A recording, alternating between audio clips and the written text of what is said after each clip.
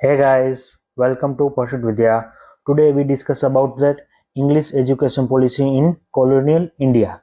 इस लेक्चर में हम देखेंगे कि कौन से कारण थे जिसकी वजह से भारत में ब्रिटिशरों ने इंग्लिश एजुकेशन को इंट्रोड्यूस किया और उसकी क्या नेगेटिव इफेक्ट इंडियन समाज पर पड़ी और जिसकी वजह से जो आज़ादी के समय भारत की लिटरेसी रेट ओनली 12 to 14% ही रह गई और इंग्लिश एजुकेशन ने किस तरह इंडियन नेशनल मूवमेंट को वेग दिया कि किस तरह से उसको प्रोत्साहन दिया वो भी हम समझेंगे। Let's start that topic. We know about the Macaulay minutes, but before that we know that Chartered Act 1830, where the one provision is about that British East India Company spent 1 lakh for education in India. So that's why there is a discussion about and making one committee like Bengal Lok Shiksha Samiti, who decide what type of education should be introduced in India, and that behind some controversy between that Orientalist and Westernist. जो बंगाल समिति बनाई गई थी, बंगाल लोक समिति, उसमें orientalist और वेस्टर्निस्ट का दोनों का अलग अलग उद्देश्य था। दोनों इंग्लिश एजुकेशन को इंग्लिश एजुकेशन सिस्टम को अपनाना तो चाहते थे, जैसे साइंस टेक और इस तरह का सब सिलेबस भारत में इंट्रोड्यूस करना तो बहुत दोनों चाहते थे, लेकिन ओरिएंटलिस्ट ये चाहते थे कि भारत को शिक्षित किया जाए इंग्लिश वेस्टर्न एजुकेशन के द्वारा, लेकिन रीजनल लैंग्वेज के थ्रू। लेकिन वेस्टर्निस्ट क्या करना चाहते थे? वेस्टर्निस्ट वो चाहते थे कि भारत में इंग्लिश एजुकेशन ही इंट्रोड्यूस किया जाए। इसी वजह से जो ओरिएंटलिस्ट है वो advocate preventing Indian classical language like Sanskrit and Persian, and who is the promoter of William Jones and H.H. Wilson is campaigning about that Orientalist ideology and sought to revive the ancient Indian knowledge system while introduce Western science। यानी कि जो western science है उसको भारत में regional language के through introduce किया जाए, जिसकी वजह से क्या हुआ कि भारतीय संस्कृति को भारतीय तरीके से ही प्रोत्साहन किया जाएगा। वो ओरिएंटलिस्ट की आइडियोलॉजी थी। लेकिन जो वेस्टर्निस्ट स्टैंड था वेस्टर्निस्ट का, वो क्या चाहता था कि promote English as the sole medium for instruction and lead by Macaulay. जो उस समय मैकॉले की कमेटी बनाई गई थी, उसको क्या करना था कि भारत में ईस्टर्न लिटरेचर है उसको इंफीरियर मानता था। वो जो मैकाले है वो इस तरह की सोच रखता था कि जो ब्रिटिश है, ब्रिटिश की कोई भी एक लाइब्रेरी में एक बुक है वो भी संस्कृत और पर्शियन की लिटरेचर के नॉलेज से ज्यादा महत्वपूर्ण है, कि ज्यादा नॉलेज रखती है। इसी बेस पर उसने मैकॉले ने क्या कहा कि भारत में इंग्लिश एजुकेशन को ही सर्वोपरि बनाना चाहिए और aim to create a class who is Indian in blood but English in taste for colonial administration. यानी कि क्या, वो ऐसा एक क्लास बनाना चाहते थे ब्रिटिशर कि भारतीय खून से भारतीय हो लेकिन आइडियोलॉजी और टेस्ट से इंग्लिश हो, जिसकी वजह से क्या कर सके, जो कॉलोनियल स्ट्रक्चर था, कॉलोनियल माइंडसेट, उसमें जो एडमिनिस्ट्रेशन था उसका लो लेवल थे, उसमें भारतीयों की भर्ती कर सके और भारत का शासन चला सके, क्योंकि कम्युनिकेशन के लिए कोई तो मिडिल इंटरमीडिएट चाहिए था। वो इसलिए क्लास बनाना चाहते थे। This intellectual battle shaped the education policy for generation and ultimately resulting in hybrid system that marginalized the traditional knowledge while creating new avenue for nationalist thought।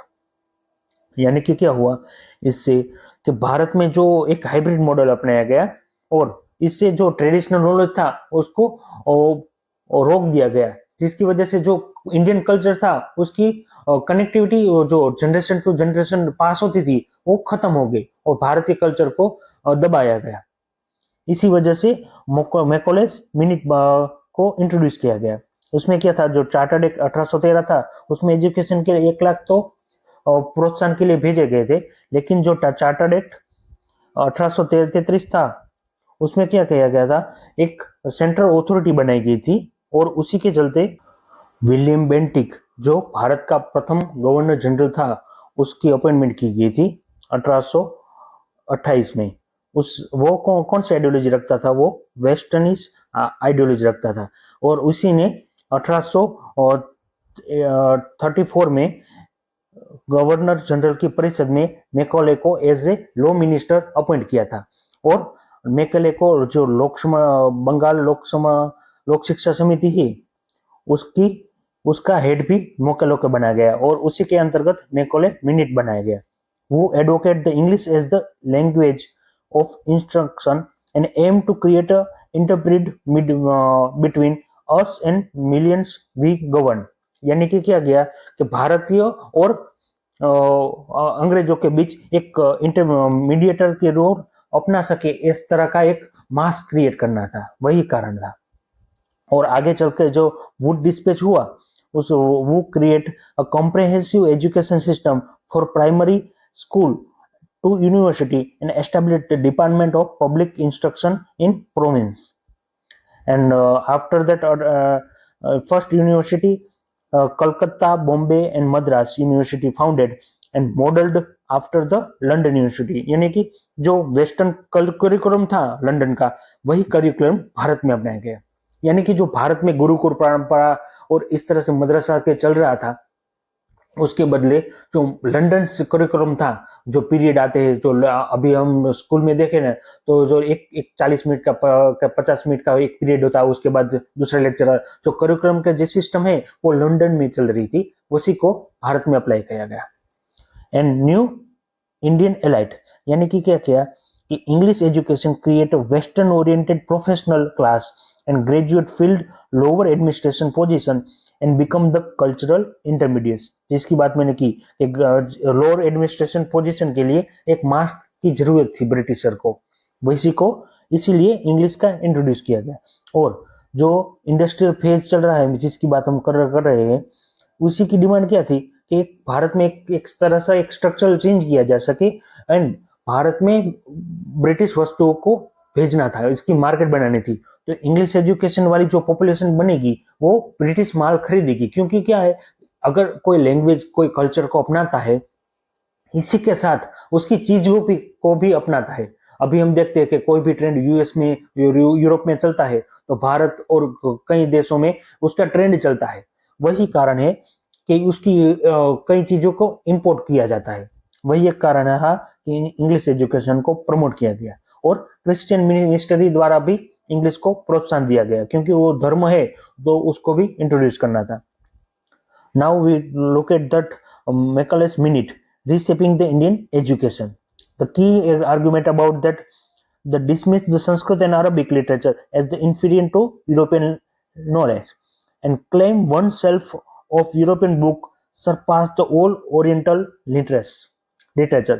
यानी कि मैंने जिस तरह बताया कि मैकॉले की सोच थी कि ब्रिटेन की एक लाइब्रेरी में कोई भी पुस्तक है वो भारतीय संस्कृति से भी ज्यादा नॉलेज रखती है, लेकिन मैकॉले भारतीय संस्कृति को जानता ही नहीं था।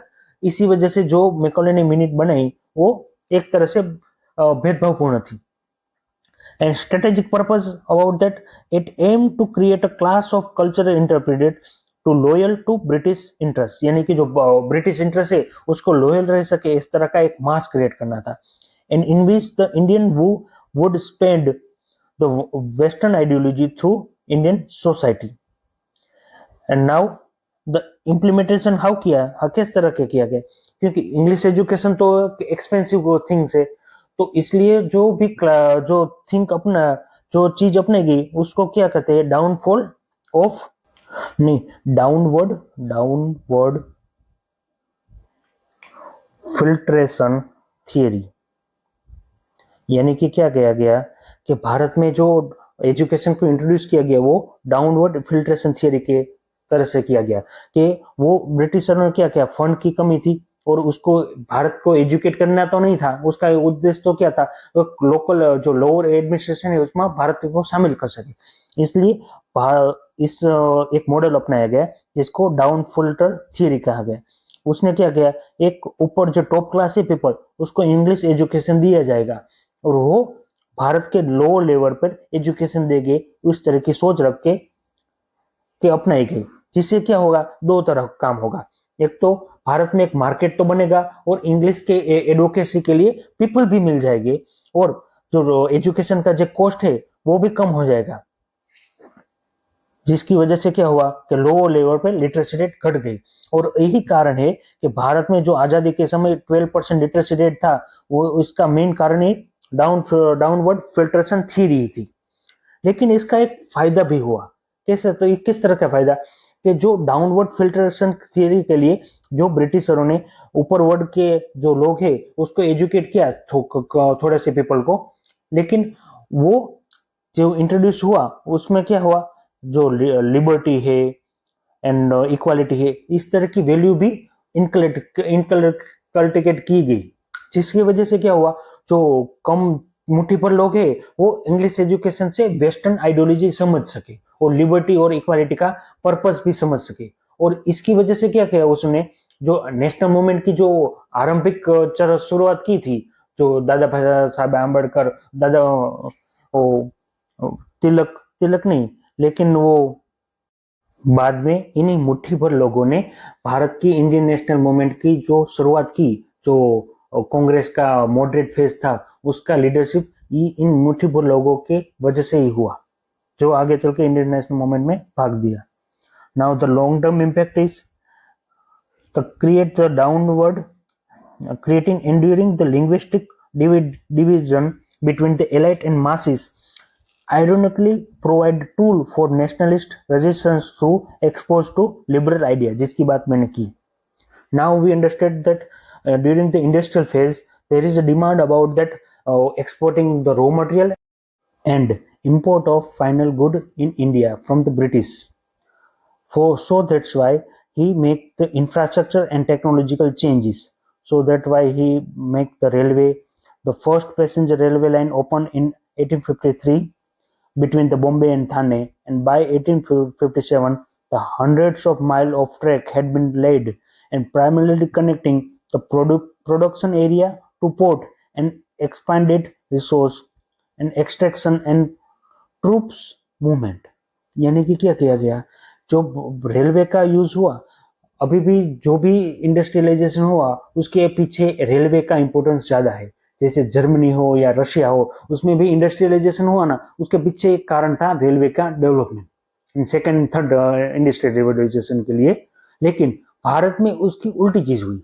इस तरह से कि भारत में जो रेलवे का डेवलपमेंट किया गया वो कॉलोनियल इंटरेस्ट से किया गया, और इसी वजह से तो जो रेलवे का ट्रैक बिछाया गया उसका यूज कैसा किया गया, जो भारत के इंटरनल पार्ट है वहां से रॉ मटेरियल को एक्सट्रैक्ट करके पोर्ट तक लाया गया और वहां से एक्सपोर्ट किया गया, और जो फाइनल गुड है वो पोर्ट से भारत के इंटरनल क्षेत्र में लाया गया, जिसकी वजह से क्या हुआ कि जो लोकल इंडस्ट्री थी उसका जो रॉ मटेरियल था उसको तो एक्सपोर्ट किया गया, और जो फाइनल गुड के जो मार्केट था उसको भी लोकल मार्केट को वहां से भी हटाया गया, जिसकी वजह से क्या हुआ, भारत में डी इंडस्ट्रियलाइजेशन हुआ।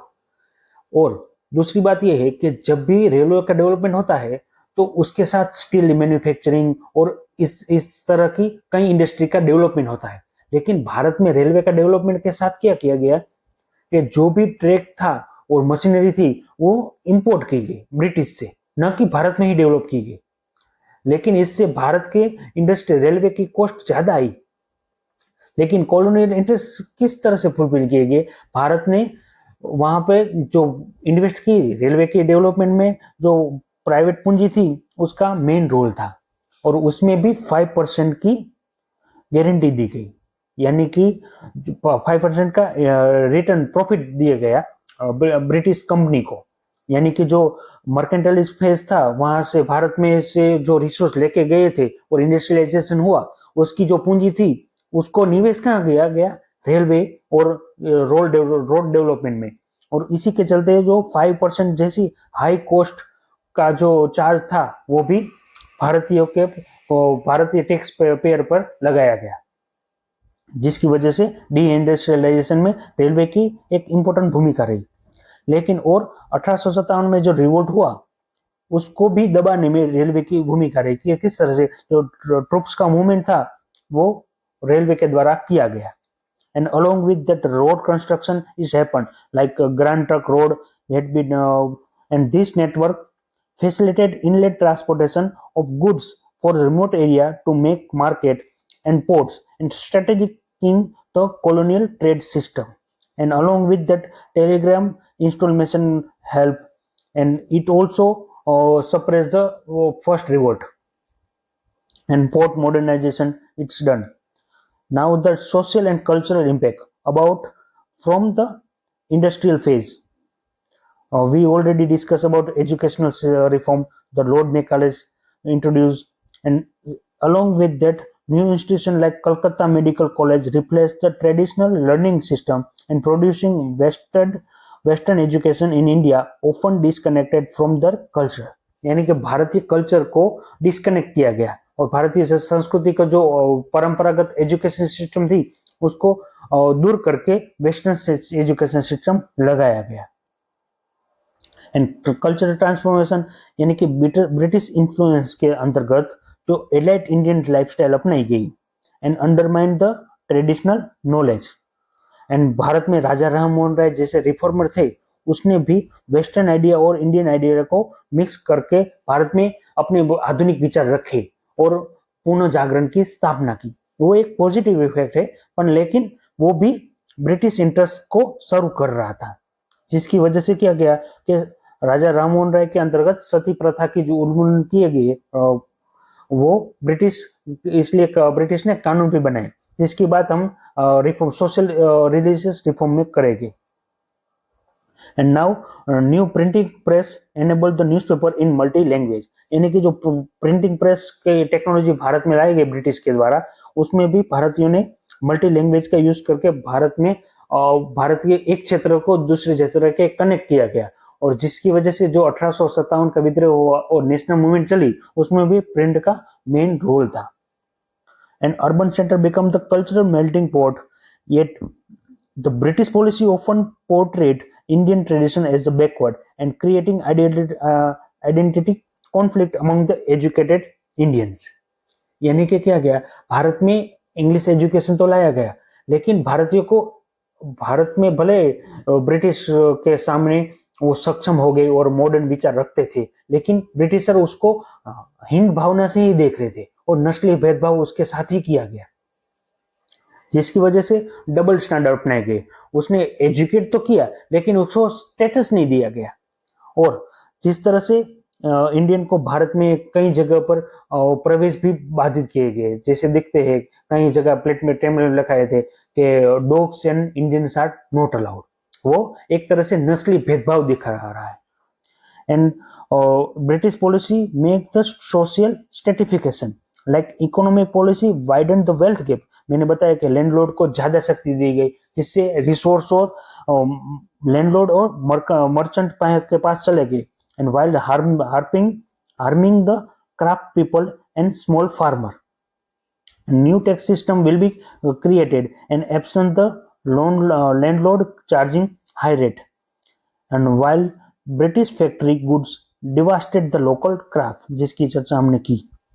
And also British colonial mindset would be colonial survey and censor operation rigidify the once flexible social group. यानी कि भारतीय समाज जो फ्लेक्सिबल था, क्योंकि क्या था, भारतीय समाज में कितनी जाति है, कौन सी थी, वो पता नहीं था, लेकिन को सोशल विलेज कहाँ था, विलेज में ही सब लोग मिलजुल के रह रहे थे.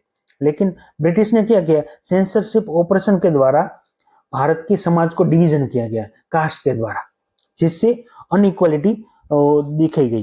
And women's status change the unequally and some harmful practice were eliminated like sati pratha, but new form of patriarchy emerge, जिसके अंतर्गत कानून से बेटियों को अधिकार पिता को दिया गया.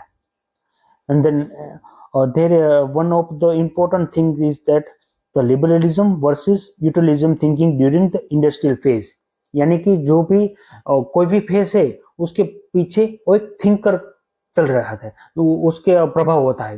लाइक हमने मर्केंटाइज पॉलिसी देखा था, उसके पीछे क्या था, ओरिएंटलिस्ट आइडियोलॉजी थी. वो क्या कह रही थी कि भारतीयों को भारतीय के द्वारा ही शासन किया जाए, भारतीयों की संस्कृति के द्वारा ही शासित किया जाए.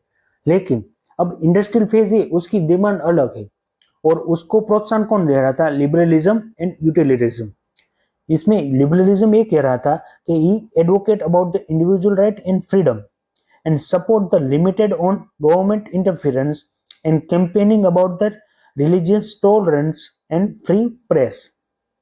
लेकिन यूटिलिटरिज्म है जो इथिक्स में भी आइडियोलॉजी आती है, जेनरी बेंथम एंड जेम्स मिल की, वही बात है कि यूटिलिज्म क्या कह रहा है? Greater happiness for greater number, यानी कि महत्तम लोगों का महत्तम लाभ किया जा सके, उस तरह से नीति अपनाई जाए। और इसी वजह से ब्रिटिश क्या कह रहे थे? हम जो इंडस्ट्रियल फेज में भारतीयों पे शासन कर रहे हैं, उसकी वैधता क्या है कि उससे भारतीयों को मैक्सिमम लोगों को मैक्सिमम लाभ होगा। और जब लिबरलिज्म आइडियोलॉजी क्या कह रही थी कि भारतीयों को हम स्वशासित करने का सिखाएंगे, यानी कि क्या, भारत को स्वशासन चलाने नहीं आता, लेकिन ब्रिटिशर भारतीयों को स्वशासन के लिए काबिल बनाएंगे, वो लिबरलिज्म की सोच थी। लेकिन यूटिलिज्म क्या कह रहा था? भारतीय कभी भी स्वशासित नहीं हो सकते, और इसीलिए हमें ऊपर से ये व्हाइट का बर्डन है कि गैर जो सवर्ण है उसको, उसके ऊपर जो गैर व्हाइट है, जो पश्चिमी है, ईस्टर्न इंडिया वाला, ईस्टर्न वर्ल्ड वाले, उसको ऊपर शासित करके ऊपर स्वशासन करना ही होगा। Which promote the justified the colonial intervention as the beneficial reform and view the Indian tradition as the obstacle to progress। यानी कि जो भारतीय ट्रेडिशन है वो प्रोग्रेस के लिए बाधित है और उसको दूर करके वेस्टर्न इंटरेस्ट अप्लाई करने चाहिए, वही आइडियोलॉजी थी। And it make the political conflict like liberalism and utilism ideology थी, उसको कॉन्फ्लिक्ट हो रहा था। कैसे? Bentham and Mill shape the utilism colonial policy while the education reform reflect the competing philosophies and creating tension between modernity and freedom tradition। यानी कि जो liberty है, लिबरलिज्म सोच, वो क्या कह रही थी? भारत में ट्रेडिशनल रूप से शासित करना चाहिए आगे चलकर, लेकिन यूटिलिज्म क्या कह रहा था? नहीं, मॉडर्निटी के बदले वेस्टर्निटी अपलोड करनी चाहिए। इसी के चलते भारत में जो बैकवर्डनेस आई और वेस्टर्न सुप्रीमेसी स्थापित हुई, वही एक कारण था।